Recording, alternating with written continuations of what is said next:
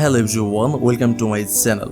কখনো কখনো যাদের আমরা জীবনের জায়গা দিই ভালোবাসার আশায়, তারাই হয়ে ওঠে সবচেয়ে ভয়ঙ্কর দুঃস্বপ্ন। একটা মেয়ে যে শুধু তার মায়ের সুখ চেয়েছিল তার মায়ের মুখে হাসি ফুটুক, যেন একাকিত্বের কালো ছায়া সরে যায়। কিন্তু জানেন, কখনো কখনো ভাগ্য ঠিক এমন কাউকেই পাঠায় যে হাসির আড়ালে লুকিয়ে রাখে শয়তানের মুখোশ। আজকের এই গল্পে আপনি দেখবেন একটা সৎ বাবার আশ্চর্য, যার ভালোবাসার ছদ্মবেশে লুকিয়ে আছে এক ডেভিল।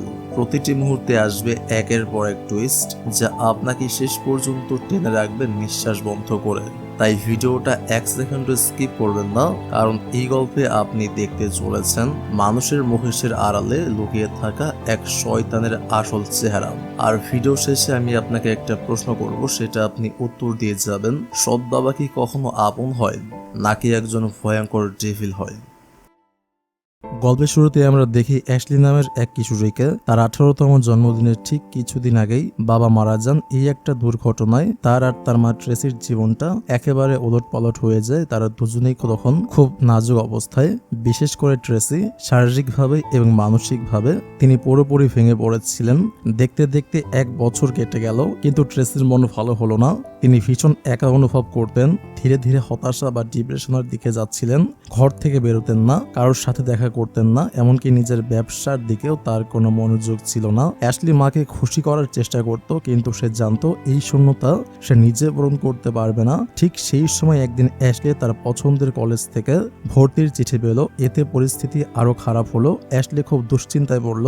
সে চলে গেলে তার মায়ের কি হবে। তাই সে একটা ডেটিং অ্যাপে মায়ের সাথে কানেক্ট থাকার জন্য একটা অ্যাকাউন্ট খুলে দিল, যাতে মা কারোর সাথে ডেটে যেতে পারেন। কিন্তু ট্রেসি রাজি হলেন না। তার বিশ্বাস, এভাবে সেট আপ করে প্রেম হয় না। কপালে যদি কারোর সাথে থাকা লেখা থাকে, তাহলে এমনিতেই স্বাভাবিকভাবে দেখা হবে। অ্যাশলি আর জোর করলো না, তবে অ্যাকাউন্টটাও ডিলিট করলো না। কয়েকদিন পর অ্যাশলি তার প্রিয় ক্যাফেতে বসে কাজ করছে, যেখানে তার সাথে আলাপ হলো জ্যারেড নামের এক ভদ্রলোকের। অ্যাশলির তার ব্যবহার বেশ ভালো লাগলো। কথায় কথায় জানতে পারলো জ্যারেড একজন ডিভোর্সি এবং এখন একজন মানানসই জীবনসঙ্গী খুঁজছেন। অ্যাশলি তার মায়ের জন্য ঠিক এমন কাউকেই চাইছিল, তাই সে তার ব্যাপারে আরো কিছু তথ্য জেনে নিল। জ্যারেডের বাসা কোথায়, কি কাজ করেন, তার শখ কি কি, সব জেনে যখন অ্যাশলি প্রায় 99% নিশ্চিত, তখন সে জ্যারেডকে তার মায়ের ছবি দেখে ডেট করার প্রস্তাব দেয়। যেহেতু মা নিজে থেকে ডেটে যেতে রাজি হবেন না, তাই অ্যাশলি পরিকল্পনা করে তাদের দুজনের দেখা করাতে চায়। অ্যাশলি সেই পার্কের ঠিকানা জ্যারেডকে দেয়, যেখানে ট্রেসি প্রতিদিন যেতেন। জ্যারেড সেখানে গেলেন এবং প্রথম দেখাতেই ট্রেসির মন জয় করে নিলেন। কিছুদিনের মধ্যেই তাদের মধ্যে একটা সুন্দর সম্পর্ক তৈরি হলো। এই সম্পর্কের জোরে ট্রেসি তার হতাশা কাটিয়ে উঠতে পারলেন এবং আবার স্বাভাবিক জীবনে ফিরে আসতে শুরু করলেন। পুরনো মাকে ফিরে পেয়ে অ্যাশলে খুব খুশি। তার চেয়েও বেশি খুশি এই ভেবে যে সে নিজে তার মায়ের জন্য এমন নিখুঁত একজন সঙ্গী খুঁজে পেয়েছে। ট্রেসি অবশ্য তখনও জানতেন না যে এর পেছনে তার মেয়ের হাত আছে। একদিন ট্রেসি তার মেয়ে অ্যাশলের সাথে জ্যারেডকে পরিচয় করিয়ে দেওয়ার জন্য তাকে বাড়িতে ডাকলেন, আর ঠিক তখন থেকেই যত সমস্যার শুরু। অ্যাশলি জানতে পারে জ্যারেড এখন কোনো চাকরি করেন না। আসলে ব্যাংক ডেভেলপারের চাকরি তিনি অনেক আগে ছেড়ে দিয়েছেন। এখন তিনি নাকি একটি অ্যাপ বানাচ্ছেন, যা বিনিয়োগকারীদের টাকা বিনিয়োগ করতে সাহায্য করবে। এমনকি তিনি প্রথম ক্লায়েন্টও পেয়ে গেছেন বলে জানান। এই পর্যন্ত সব ঠিক ছিল, কিন্তু এরপর সবকিছু খুব দ্রুত ঘটতে শুরু করলো। ট্রেসি তার মেয়ের চেয়ে জ্যারেডের সাথে বেশি সময় কাটাতে লাগলেন। এমনকি অ্যাশলির জন্মদিনের দিনেও তিনি মেয়ের সাথে ছিলেন না। এরপর একদিন হঠাৎ অ্যাশলি জানতে পারলো তার মা তাকে না জানেই জ্যারেডকে বিয়ে করে ফেলেছেন। জ্যারেডও তার সব জিনিসপত্র নিয়ে তাদের বাড়িতে উঠে এসেছে। নিজের বাড়িতে ট্রেসি যেন কণ্ঠসা হয়ে যাচ্ছিলেন। মাত্র কয়েক মাসে তাদের জীবনে অনেক কিছু পাল্টে গেছে। মা যেন অ্যাশলি থেকে অনেক দূরে সরে গেছেন। একদিন ব্রেকফাস্টের টেবিলে ট্রেসি অ্যাশলিকে বললেন, যতদিন সে স্কুল কলেজে আছে ততদিন যেন একটা চাকরি করে এবং কলেজ শুরু করার আগে যেন স্টুডেন্ট লোনের জন্য অ্যাপ্লাই করে। অ্যাশলি প্রথমে বুঝতে পারলো না এই কথা হঠাৎ কেন আসছে, কারণ এই ব্যাপারে তাদের অনেক আগেই কথা হয়েছিল এবং তখন তো মা কিছু বলেননি। আসলে তখন তো জ্যারেড ছিলেন না। মাকে ব্রেন ওয়াশ করার জন্য এই সম্পূর্ণ প্ল্যানটি ছিল জ্যারেডের। ট্রেসির প্রতিটি সিদ্ধান্ত সে নাক গলাচ্ছিল এবং সে নিচ্ছিল এবং অ্যাশলির বিরুদ্ধে তাকে উস্কে দিচ্ছিল। বলছিল মেয়েটা খারাপ হয়ে যাচ্ছে, তার উপর নজর রাখা উচিত। শুধু তাই নয়, জ্যারেড অ্যাশলির বাবার ওয়ার্কশপও নিজের দখলে নিল। সেখান থেকে তার বাবার সব সরঞ্জাম, ছবি, ক্যামেরা সরিয়ে ফেললো, এমনকি বিক্রিও করতে লাগলো। অথচ ট্রেসি জানতেন এই জিনিসগুলো অ্যাশলির কাছে কত মূল্যবান। সে তার বাবার মতো ফটোগ্রাফার হতে চায়, যার জন্য তার অনুপ্রেরণা দরকার। তবুও ট্রেসি জ্যারেডকে বারণ করলেন না, উল্টো নিজের হাতে সবকিছু বাক্সে ভরে দিলেন। জ্যারেডের প্রভাব তার উপর এতটাই বেশি ছিল। এই সময় আমরা খেয়াল করি ট্রেসির শরীরটা ভালো যাচ্ছিল না, তার বারবার মাথা ঘোরাচ্ছে, মাথা ব্যথা করছে এবং দুর্বল লাগছে। এমনকি মাঝে মাঝে খাবারও খুব তেতো লাগে। জেরাড এটার দোষও অ্যাশলির উপর চাপালো, বলল অ্যাশলির কারণেই ট্রেসি এত স্ট্রেস নিচ্ছেন, সব তারই দোষ। পরের দিন অ্যাশলি যখন তার বাবার ওয়ার্কশপে ঢোকার চেষ্টা করলো তখন দেখলো তার চাবি কাজ করছে না। জেরাড তালা পাল্টে দিয়েছিল। সে গোপনীয়তার দোহাই দিয়ে অ্যাশলিকে ভেতরে ঢুকতে দিল না। সৎ বাবার এমন ব্যবহার দেখে অ্যাশলি হতবাক হয়ে গেল। তার মা পুরোপুরি জেরাডের হাতের মুঠোয় চলে গেছেন। জেরাড যা বোঝাতো ট্রেসি তাই বুঝতেন। এরপর তো একদিন সব সীমা ছাড়িয়ে গেল। অ্যাশলি জানতে পারলো জেরাড তার ক্রেডিট কার্ডের লিমিট মাত্র $50 করে দিয়েছে। এর চেয়ে বেশি খরচ করতে হলে তাকে চাইতে হবে। সাথে সে হুমকিয়ে দিল যে এখন থেকে এইবারে নিয়ন্ত্রক সেই। অ্যাশলি যদি বেশি বাড়াবাড়ি করে তাহলে তার কলেজের টাকাও বন্ধ করে দেওয়া হবে। মানে জেরাড তারই টাকা তাকে দিতে মানা করছিল। অ্যাশলি এই কথা মানতে পারলো না। অ্যাশলি সেদিনই তার প্রিয় বন্ধু মার্কাসের সাথে সবকিছু শেয়ার করলো, যে তাদের পাশের বাড়ির প্রতিবেশীও ছিল। একদিন যখন অ্যাশলি মার্কাসের বাড়িতে ছিল, তারা হঠাৎ দেখলো তাদের বাড়িতে পুলিশ এসেছে। জানা গেল জেরাডের অফিসে নাকি চুরি হয়েছে। চোর তার ল্যাপটপ, ঘড়ি এবং কিছু ইলেকট্রনিক ডিভাইস চুরি করেছে। জেরাড পুলিশকে জানায় যে সে না থাকলে তার অনেক বড় ক্ষতি হয়ে যেত। অ্যাশলির কাছে ব্যাপারটা খুব অদ্ভুত মনে হলো। তারা পাশের বাড়িতেই ছিল, অথচ কোনো শব্দই পেল না। আর চোর কেন মূল বাড়িতে না ঢুকে শুধু অফিসের সেটে গেল? জেরাডের ঘরে একটু ঘাটাঘাটি করতেই অ্যাশলি উত্তর পেয়ে গেল। সে ম্যাট্রেসের নিচ থেকে জেরাডের ল্যাপটপ আর ঘড়ি খুঁজে পেল, যেগুলো সে চুরি হয়ে গেছে বলে জানিয়েছিল। এমনকি সে তো সেগুলোর বদলে ইন্স্যুরেন্সের টাকাও পেয়ে গিয়েছিল। এতে অ্যাশলি প্রায় নিশ্চিত হয়ে গেল যে এই লোকটা একটা বিরাট প্রতারক বা ফ্রড। কিন্তু সে কতটা ভয়ঙ্কর সে ব্যাপারে ট্রেসির কোনো ধারণাই ছিল না। সেই দিন তার কিছু টাকার দরকার পড়লো। জেরাড তাকে বলল তার ওয়ালেট থেকে টাকা নিতে। এটা খুবই অস্বাভাবিক ছিল, তবু অ্যাশলি টাকা নিল এবং সাথে জেরাডের ড্রাইভিং লাইসেন্সের একটি ছবিও তুলে নিল। কিন্তু সে জানতো না যে এই সব কিছু সিসিটিভি ক্যামেরায় রেকর্ড হচ্ছে, যা জেরাড পরে তারই বিরুদ্ধে ব্যবহার করবে। অজ্ঞাত স্বরে অ্যাশলি তার জালে ফেসে গেল। তাই যখন সে তার মাকে বোঝানোর চেষ্টা করলো তখন তার মা উল্টো তার উপর চিৎকার করতে লাগলেন। বললেন জেরাড যখন বাড়িতে কাজ করে তখন অ্যাশলিও তো বন্ধুদের বাড়িতে ডেকে তাকে ডিস্টার্ব করে। এটা পুরোপুরি মিথ্যা ছিল।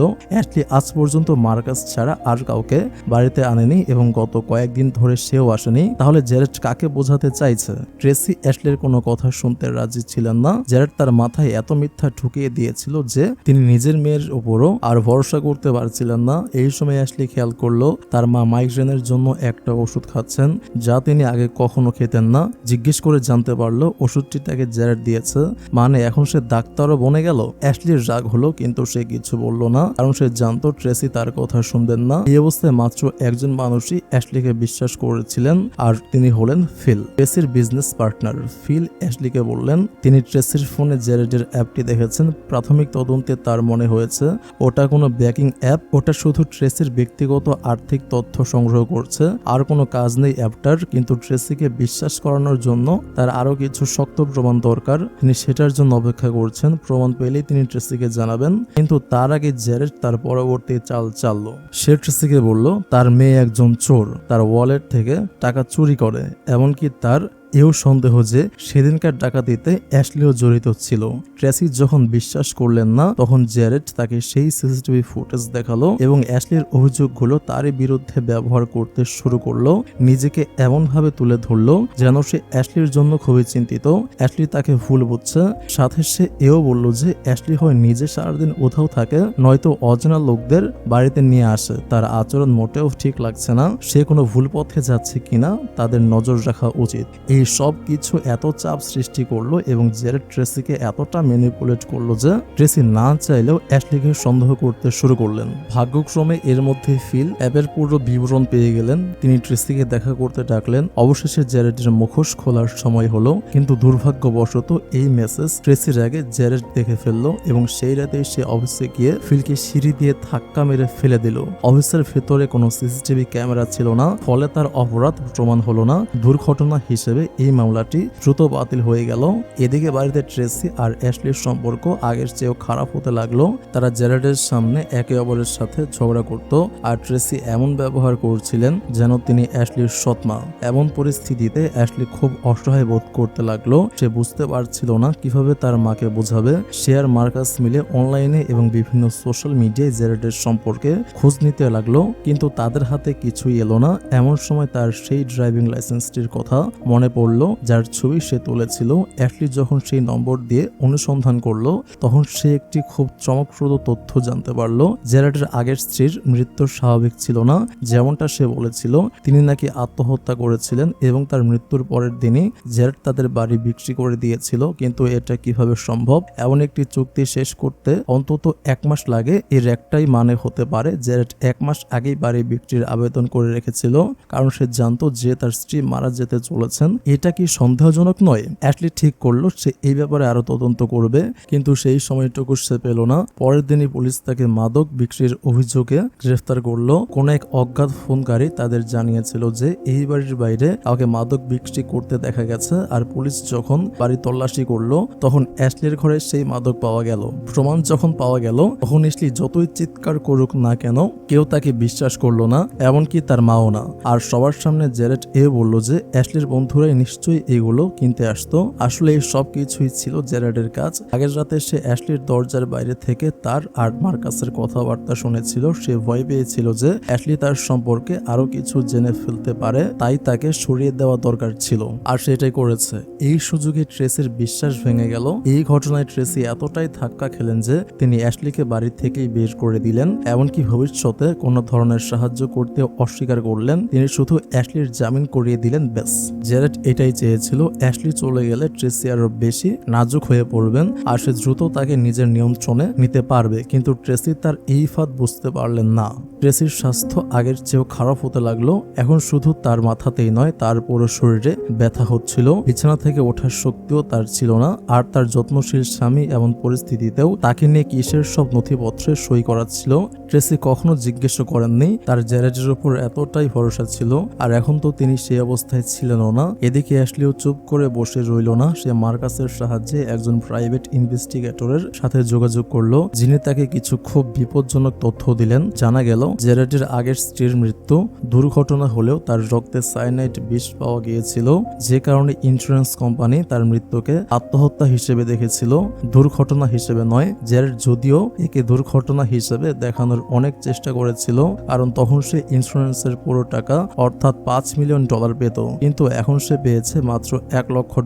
ফলে সেই টাকায় সে বেশি দিন টিকে থাকতে পারেনি। তাকে আবার শিকারে বের হতে হয়েছে, আর খুব তাড়াতাড়ি সে শিকার খুঁজে পেল ট্রেসি। আসলে জেরার্ড এমন একজন প্রতারক, সেই ট্রেসির মতো দুর্বল মহিলাদের নিজের জালে ফাঁসিয়ে তাদের সবকিছু নিজের নামে করে নেয়। হয়তো এর আগেও সে বহুবার এমনটা করেছে, কিন্তু আপাতত তার কোনো প্রমাণ তাদের হাতে নেই। সাথে অ্যাশলি এও জানতে পারে যে ফিলের সন্দেহ একেবারে সঠিক ছিল।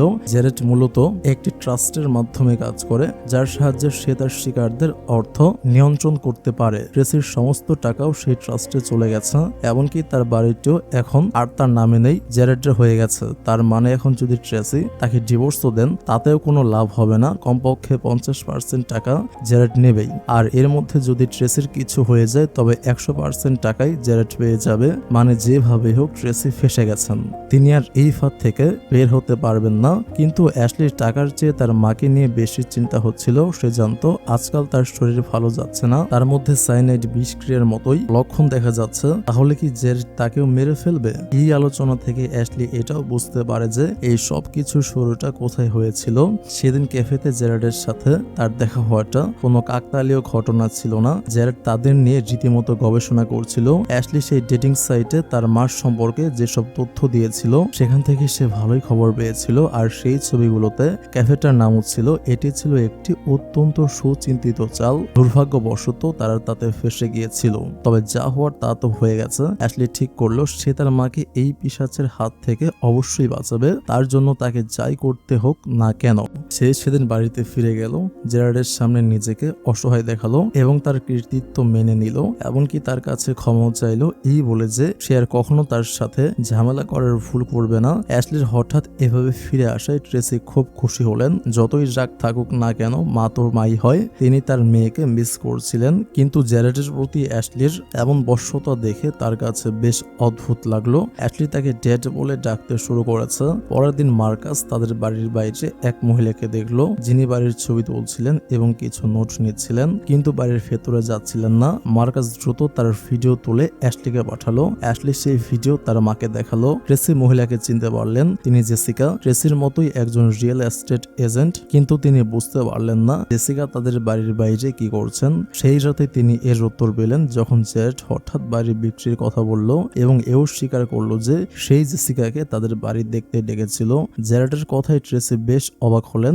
এই বাড়ির সাথে তার বহু পুরনো স্মৃতি জড়িয়ে আছে। অ্যাশলির জন্ম হয়েছিল এই বাড়িতে, তারা এখানে অনেক সুন্দর মুহূর্ত কাটিয়েছে। এই বাড়ি বিক্রি করার কথা তিনি ভাবতেই পারেন না। তিনি তখনই জেরেটকে বারণ করে দিলেন এবং পরের দিন জেসিকাকে ডেকে এই পরিকল্পনা বাতিল করতে বললেন, কিন্তু জেসিকা উল্টো তাকে জানালেন যে সিদ্ধান্তটি ইতিমধ্যেই চূড়ান্ত হয়ে গেছে এবং এতে ট্রেসির মতামতের কোনো গুরুত্ব নেই। নথিপত্রে জেরেটের নামই এই বাড়ির মালিক হিসেবে আছে আর সে বাড়ি বিক্রি করতে রাজি, তাই ট্রেসি তাকে আটকানোর কে? তার কথা শুনে ট্রেসি একেবারে হতবাক হয়ে গেলেন। অবশেষে তার জেরেটকে সন্দেহ হতে শুরু করলো। তিনি তাকে মুখোমুখি জেরা করার সিদ্ধান্ত নিলেন, কিন্তু এশলি তাকে থামালো। জেরেট সম্পর্কে সে যা কিছু জানে সব তাকে জানালো এবং বলল যে সে শুধু চেয়েছিল ট্রেসি যেন সত্যিটা জানতে পারে, তার আর কিছু চাই না। এই বাড়ির টাকা কিছুই না, এই লোকটি খুব বিপজ্জনক আর তাকে কনফ্রন্ট বা চ্যালেঞ্জ করার কোনো লাভ নেই।